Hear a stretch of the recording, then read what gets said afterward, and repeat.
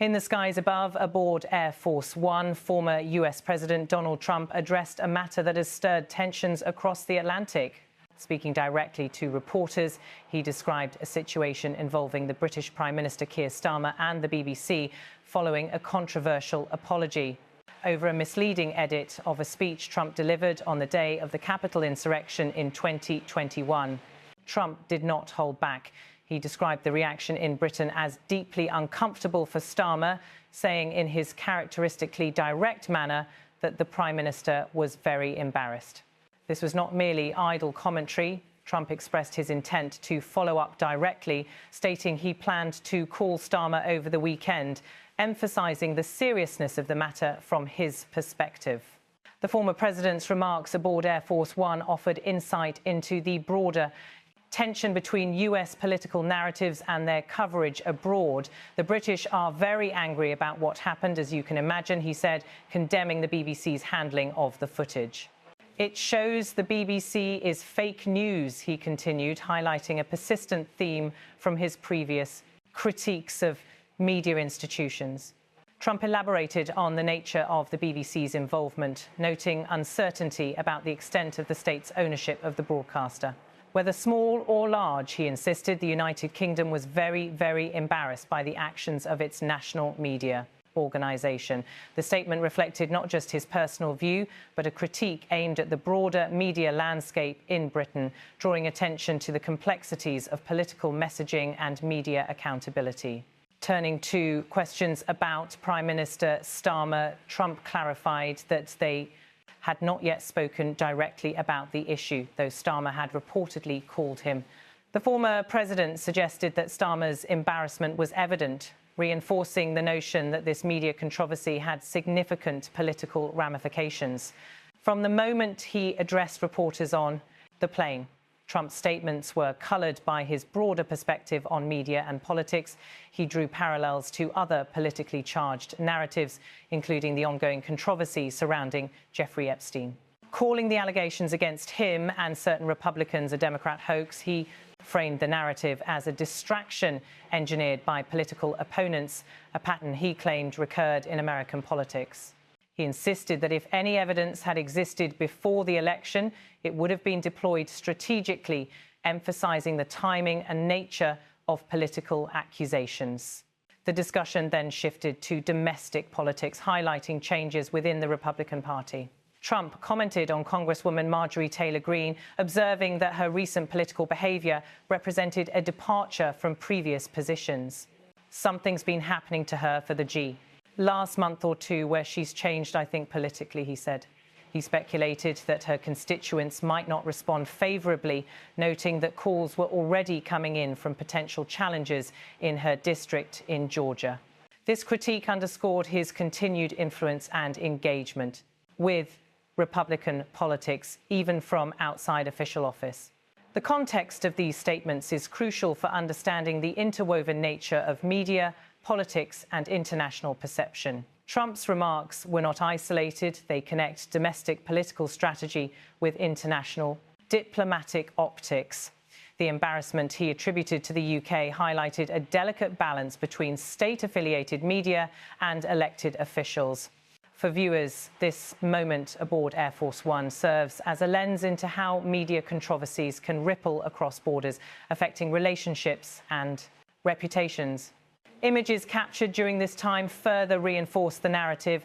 As Trump spoke aboard the presidential plane, his demeanour was confident, direct and unfiltered. Tracking shots of him disembarking at Palm Beach International Airport later the same day provided visual continuity, showing the former president in a public setting immediately following his remarks. Each gesture, glance and interaction with the press contributed to the overall story, emphasising the interplay between visual media and spoken narrative. This episode also touches on the enduring tension between American and British media perspectives. The BBC's apology for the misleading edit reflects the challenges journalists face in navigating complex political events and the interpretations they provoke across different countries. From a journalistic standpoint, the situation underscores the ethical responsibilities of broadcasters, the potential for miscommunication, and the heightened stakes when high-profile political figures are involved. Trump's repeated references to the BBC and Starmer exemplify the larger debate over media credibility and political accountability. By asserting that the UK was very embarrassed, he positioned himself not only as a commentator but as a participant in a transatlantic conversation about truth, perception and power. These remarks resonate in the broader context of global political discourse, demonstrating how a single media controversy can ignite discussion, debate and, at times, public confusion.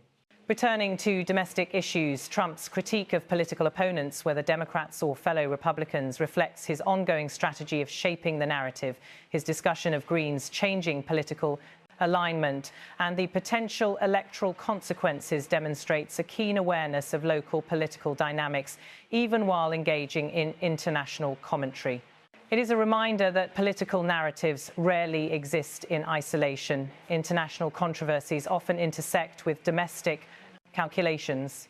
Throughout the entire exchange, Trump maintained a journalistically engaging tone, not in the sense of moderation, but as a master of the soundbite.